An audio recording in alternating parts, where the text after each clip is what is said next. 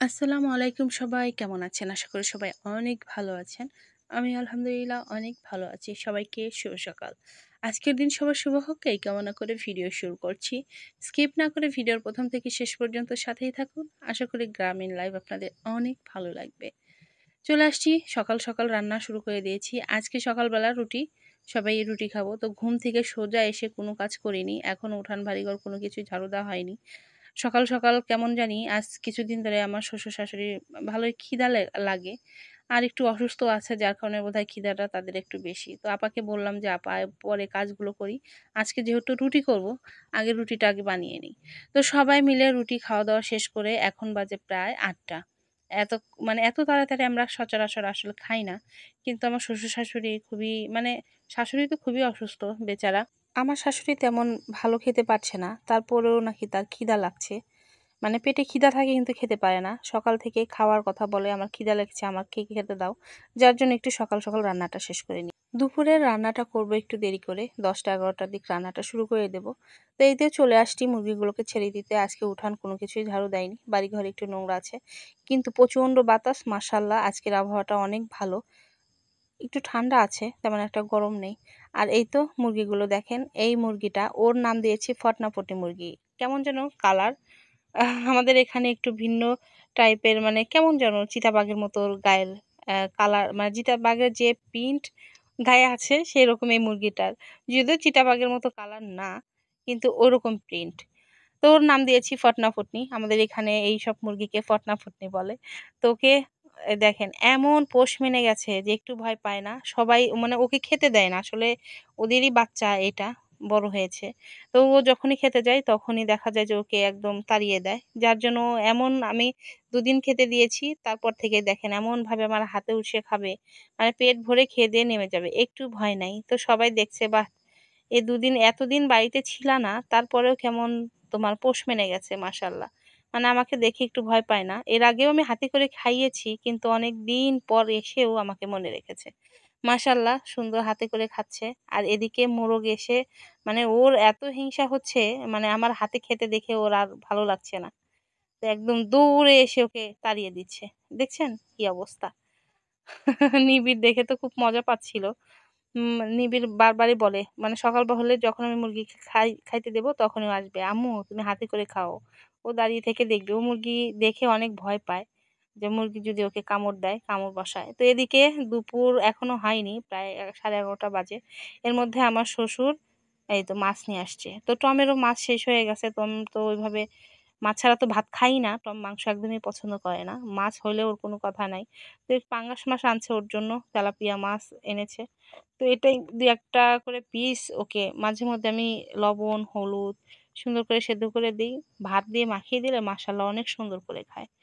তো এরকম মাছ মাঝে মধ্যেই পাঙ্গাস মাছ ওর তেমন একটা খাওয়ানো হয় না। আমরা যে মাছগুলো খাই সে মাছ ওর জন্য বাড়তি করে রেখে দেই।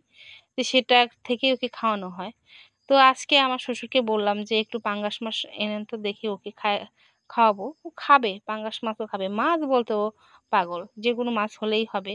তো পাঙ্গাস মাছের দামটা একটু তুলনামূলকভাবে অনেকটা কম।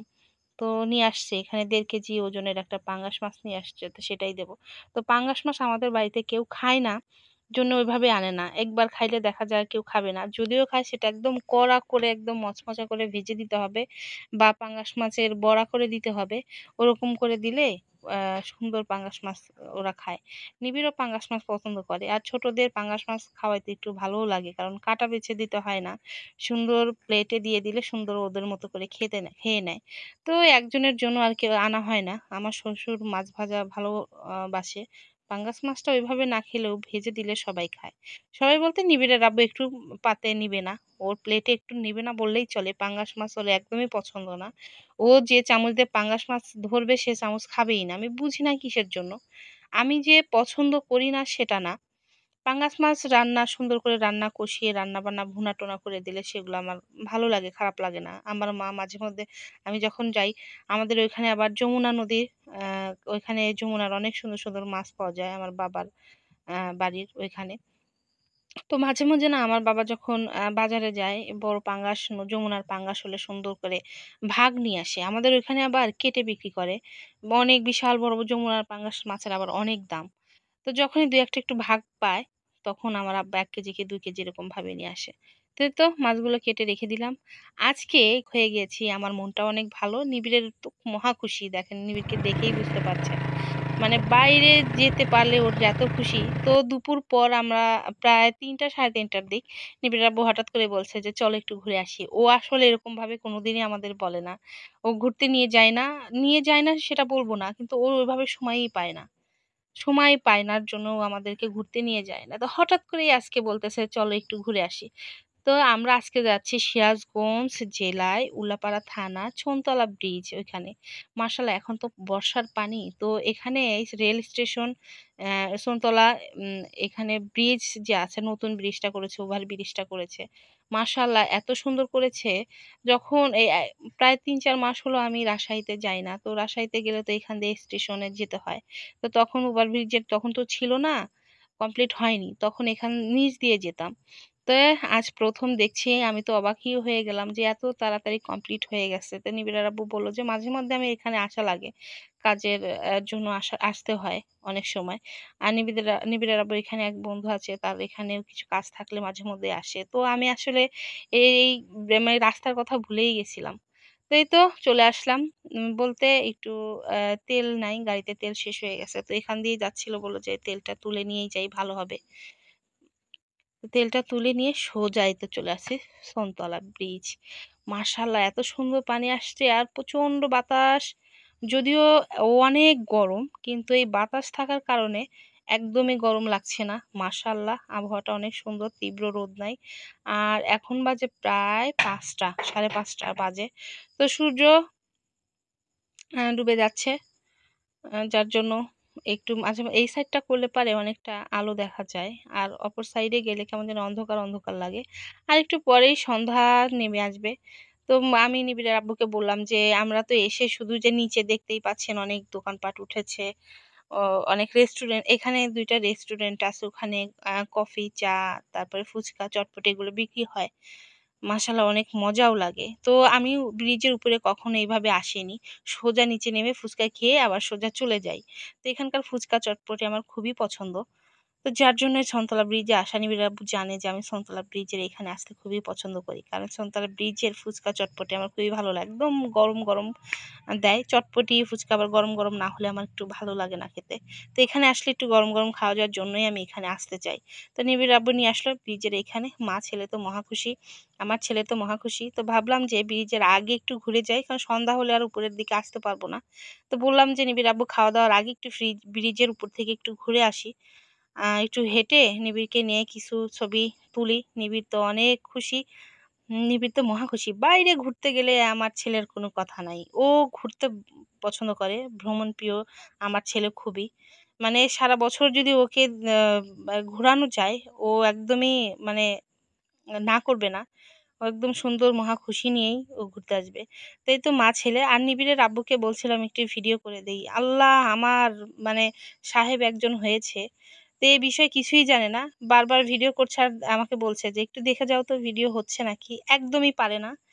তো আমি বলছিলাম যে, "আমাকে একটু ভিডিও করো।" ২৫ সেকেন্ড না ২৬ সেকেন্ডের ভিডিও ও করে দিছে। ও মনে করেছে যে ভিডিও অনই আছে। ও ওর মতো করতেই আছে। এদিকে দেখছি যে ২৬ সেকেন্ডের ভিডিও মানে ৫ মিনিট হইছে ভিডিও করছে। কিন্তু ও বুঝেইনি ও মনে করছে ভিডিও হচ্ছে। এদিকে আমি ভিডিও অন করে দেখি যে ৫ সেকেন্ডের মতো না ১০ সেকেন্ডের মতো ভিডিও হয়েছে। তো বললাম, "তোমাকে দিয়ে আর এগুলো হবে না।" ও বারবার বলছে, "আমাকে দিয়েও হবে না, আমি তো বললাম।" মানে ও বুঝতেই পারে নাই। এমনিতে একটু চোখে কম দেখছে। মাঝে মধ্যেই বলে যে, "আমার কেমন জানি চোখটা একটু দেখাতে হবে। আমার চোখের পাওয়ার বোধহয় একদম কমে গেছে। চশমা নিতে হবে।" বারবার বলেও শোনেই না। তো কি আর করব? এই তো নিবিড়ের আব্বুর কাছ থেকে ফোনটা নিয়ে আমি কিছুক্ষণ করছিলাম। এরপরে নিবিড়ের আব্বুকে দেখছিলাম। কারণ মাঝে মধ্যে এরকম করে ওর মতো ভিডিও করতেই থাকে। এদিকে হচ্ছে কি না হচ্ছে ওটা খেয়ালই করে না। তো এইতে দেখতে পাচ্ছেন অনেকে এসে গোসল করছে। এখানেই শ্মশানঘাট আছে সামনের দিকে। ওই পাশে শ্মশানঘাট আছে। আর এই দেখুন দেখতেই পাচ্ছেন। তো আজকে দেখছি ভিড়টা অনেক কম। এখানে প্রচণ্ড ভিড় লেগেই থাকে। সবসময়ের জন্য ভিড় লেগে থাকে। অনেক মানুষজন থাকে। তো এখন তো সিরাজগঞ্জ উল্লাপাড়া থানা উধুনিয়াতে অনেক সুন্দর। ওখানে পিচ বোট থেকে শুরু করে সবকিছু পাওয়া যায়, নৌকা ভ্রমণ। আমি খুব মিস করছি। কারণ আমি গ্রামের বাড়ি যেতে পারছি না। এখন তো আমার বাড়ির পাশ দিয়ে চারদিকেই প্রায় দেখা যায় যে সুন্দর পানি চলে আসছে। বাড়ির মানে পশ্চিম সাইড দক্ষিণ সাইড যেদিকেই যাব পানি আর পানি, মাশাআল্লাহ অনেক ভালো লাগে। যেতে পারছি না জন্য একটু মন খারাপ হচ্ছে। তো বারবার নিবিড় আব্বুকে বলছিলাম। তো এদিকে নিচে আসলাম, নিচে এসে একটু খাইতে বসলাম। একদম নদীর ধারেই সুন্দর সন্তলা ব্রিজের এখানে এত সুন্দর একদম ব্লক দিয়ে নদীর পাড়টা একদম বেঁধে দিয়েছে। তো এখানে সবাই এসে গোসল করছে। আপনারা যদি মনে করেন যে এখানে এসে ভাড়া নৌকা ভাড়া করে একটু ঘুরবো, সেটাও পারবেন। শুধু পিস বোট নেই, কিন্তু উধুনিয়াতে গেলে আবার ওগুলো পাবেন। তো এরপরে আমি উধুনিয়াতে একদিন যাব। আমার শ্বশুর বলল যে তোমাদেরকে নিয়ে একটু একদিন ঘুরতে যাব। গত বছরে গিয়েছিলাম, কিন্তু তখন তেমন একটা পানি ছিল না, পানি ওইভাবে হয়নি। তো এবার প্রচন্ড পানি বাড়ছে, প্রত্যেক দিনই যেন পানি বাড়ছে। তো নিবিড় আব্বু মাঝে মধ্যে বলছিল যে হয়তো এবার বড় ধরনের বর্ষা বা বন্যা হতে পারে আমাদের এই দিক দিয়ে। তো দেখা যাক, বন্যা হলে তো খুবই অসুবিধা, এরকম পানি থাকলে তো তেমন একটা সমস্যা হবে না। মাশাআল্লাহ আজকের আবহাওয়াটা এত ভালো আর প্রচন্ড বাতাস। এদিকে ফুচকা দিয়েছে, আমি ফুচকা নিলাম। নিবিড় তো ফুচকা খেতে খুবই পছন্দ করে। তো মা ছেলে দুটা ফুচকা খেয়েছি, 2 প্লেট ফুচকা, 1 প্লেট চটপটি খেয়েছি একদম গরম গরম। আমি এত বেশি কখনোই খাই না। আমি 1 প্লেট যদি ফুচকা নেই, হাজার খেতে ইচ্ছে করলেও আমি খাই না। কারণ বাইরের জিনিস খেলে অনেক সময় আমার বেশি খেলে পেটের সমস্যা হয়ে যায়। যার জন্য অল্পতেই খাই। আজকে যেন আমি নিজেকে ধরে রাখতেই পারলাম না। যেমনি নিবিড় খাচ্ছিল তেমনি আমি খাচ্ছিলাম। তো মাস্কটা খুলে সোজা খাওয়া শুরু করে দিয়েছি। নিবিড়ের আব্বু তো ও খাচ্ছিল না। মানে ও খুবই মানে প্রায় ঘন্টাখানেক আগে ও ভাত খেয়েছে। যার জন্য ওর খাওয়ার ইচ্ছা নাই। আর নিবিড়ের আব্বু বাইরের জিনিস খুব একটা খায় না, পছন্দ করে না। তো যার জন্য ওকে আর জোর করলাম না। তারপরে ফুচকাটা এত মজা হয়েছিল, বিশেষ করে ফুচকার টকটা খুবই মজা হয়েছিল। একদম ফ্রেশ। এখানকার বাসিন্দা এখানেই থাকে। তো ওরাই সুন্দর করে একদম গরম গরম পরিবেশন করছে। মাশাআল্লাহ আমি যখন আসি এই দোকানেই বসি। তো এক দোকানে গেলাম, ওই দোকানে আবার ফুচকা চটপটিটা একটু ঠান্ডা। তো নিবিড়ের আব্বুকে বললাম যে আমি ঠান্ডা ফুচকা চটপটি খেতে পারবো না। পরে আবার এই দোকানে চলে আসছি। তো একদম নদীর পাড়, সাথে নদীর পাড়, এই তো দেখতেই পাচ্ছেন। মা ছেলে খাচ্ছি। তো নিবিড়ের আব্বুকে একটা দিলাম, নিবিড়ের আব্বু খেলো। এদিকে তো আমি খেতেই আছি। পেট তো আমি কেমন জানি আজকে ভাতটা খাইতে পারিনি। একটু খিদা ছিল। ভাগ্যিস আমার পেটে খিদা ছিল, আমি ভাত খেতে পারিনি। তাহলে এখানে এসে এত সুন্দর চটপটি ফুচকা খেতেই পারতাম না। তো আজকে অনেক ভালো লাগছে, মনটা খুবই ভালো। বাইরে আসলাম, ঘুরতে গেলাম। অনেকদিন পর ঘুরতে আসছি। তো আজকের মতো এখানে শেষ করছি। সবাই ভালো থাকবেন, সুস্থ থাকবেন। আর আমার ভিডিওটা যদি একটু ভালো লেগে থাকে অবশ্যই সাবস্ক্রাইব করে আমার পাশে থাকবেন। সবাইকে আল্লাহ হাফেজ।